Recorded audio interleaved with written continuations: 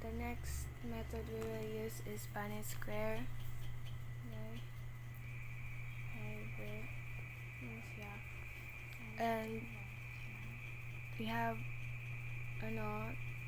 heterozygous dominant, which ang T is tall, ay capital T kay tall, then small t kay short, then G, capital G for girl and small g for boy.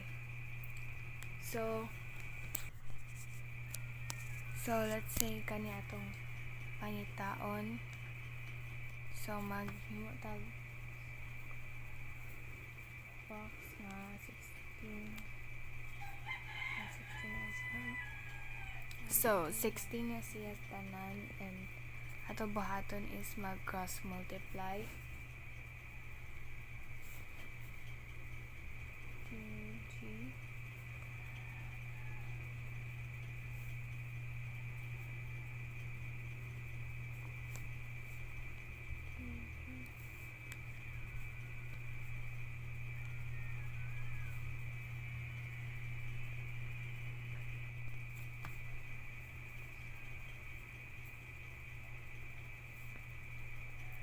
ganyan.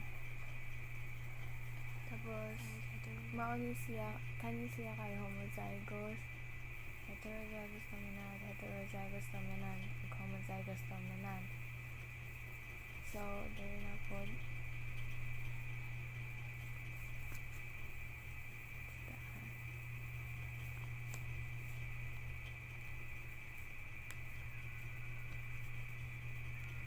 So kani siya kay puro siya kay puro heterozygous dominant kani.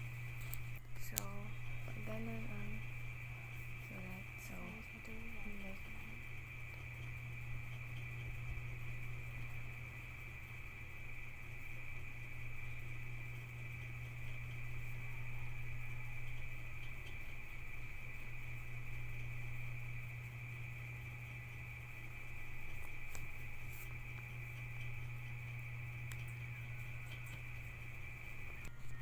ana di capital T dai ni siya kay na.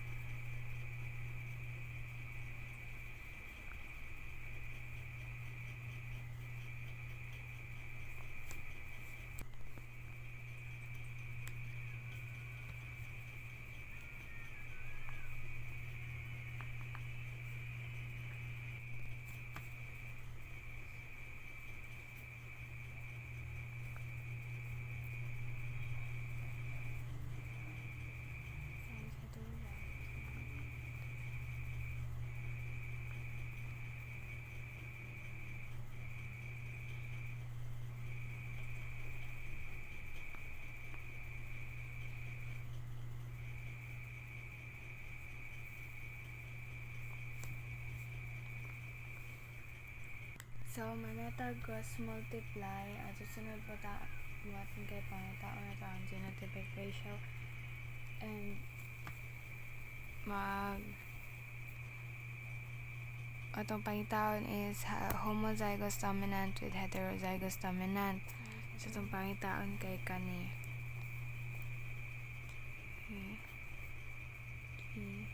G. So ipon lang ni siya pila ka ani. So 4 man na sila, so 4 16 x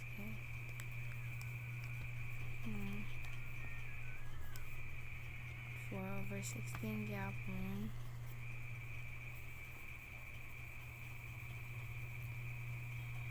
Over 16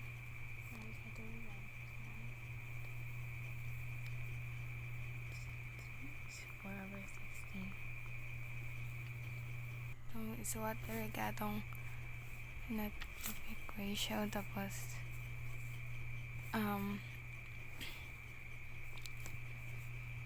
8 out of 16 tall, tapos girl, og 8 out of 16 tall, tapos boy. So mao ni siya ang result sa atong Punnett square. Mao ni siya.